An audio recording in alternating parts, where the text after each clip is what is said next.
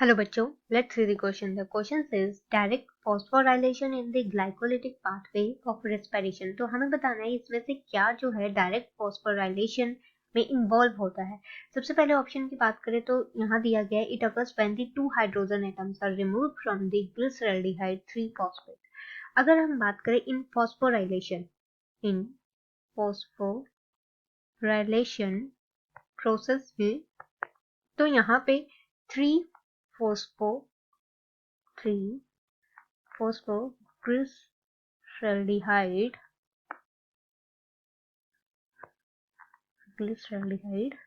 combine होता है with the phosphate group, and this phosphate group derived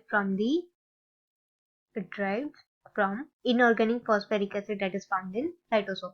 तो ये यहाँ पे क्या फॉर्म करेगा, ये बनाएगा यहाँ पे 1,3 डाई, या फिर हम बोल सकते हैं बिस फॉस्फोग्लिसरिक एसिड. अब यहाँ पे डिहाइड्रोजनेशन होगी जिसमें कि रिमूव होगा अ पेयर ऑफ दी, यहाँ पे 2 हाइड्रोजन एटम जो है डिहाइड्रोजनेशन में रिमूव होके सेपरेट होंगे from the molecule of the 3 फॉस्फोग्लिसरॉल्डिहाइड. तो यहाँ पे सेपरेशन हो रही है 2 हाइड्रोजन एटम की फ्रॉम दी 3 फॉस्फोग्लिसरॉल्डिहाइड. तो हमारा यहाँ पे फर्स्ट ऑप्शन जो है करेक्ट हो जाएगा. उसके बाद अगर हम बात करें सेकेंड ऑप्शन की, तो ये दिया गया है कि it needs the enzyme pyruvate kinase only.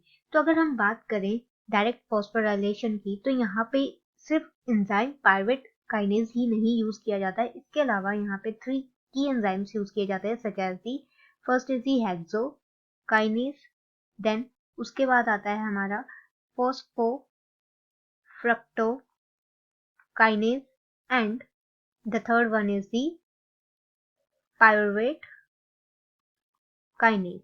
तो हमारा ये ऑप्शन इनकरेक्ट हो जाएगा. The third one given here is the it occurs when the triose bisphosphate is dephosphorylated to the triose phosphate. तो यहाँ हमारे पास क्या दिया गया है, फ्रक्टोज 6 फॉस्फेट. अब ये फ्रक्टोज 6 फॉस्फेट जो है फॉस्फोराइलेट होगा और ये फॉर्म करेगा फ्रक्टोज 1,6 बिसफॉस्फेट फॉर्म करेगा आफ्टर दी फॉस्फोराइलेशन. और ये जो स्टेप है ये रिक्वायर करती है एटीपी की हाइड्रोलाइसिस. फर्दर यहाँ इस स्टेज पे ये जो फ्रक्टोज 1,6 बिसफॉस्फेट है ये स्प्लिट होगा इनटू दी 3 कार्बन मॉलिक्यूल जिसको हम बोलेंगे ट्रायोस फॉस्फेट, और इस स्टेप को हम बोलेंगे यहाँ पे आइसोमराइजेशन. तो ये ऑप्शन भी हमारा इनकरेक्ट हो जाएगा. After that the next is it produces the total of 2 molecule of ATP पर ग्लूकोज. अगर हम बात स्टेटमेंट की, तो यहाँ पे ग्लाइकोलाइसिस में हमें 2 एटीपी मॉलिक्यूल मिलते हैं in the breakdown of the 1 glucose molecule. पर यहाँ पे जो एटीपी की फॉर्मेशन हो रही है वो डायरेक्ट फॉस्फोराइलेशन से नहीं हो रही, वो हमारी हो रही है सबस्ट्रेट लेवल फॉस्फोराइलेशन से.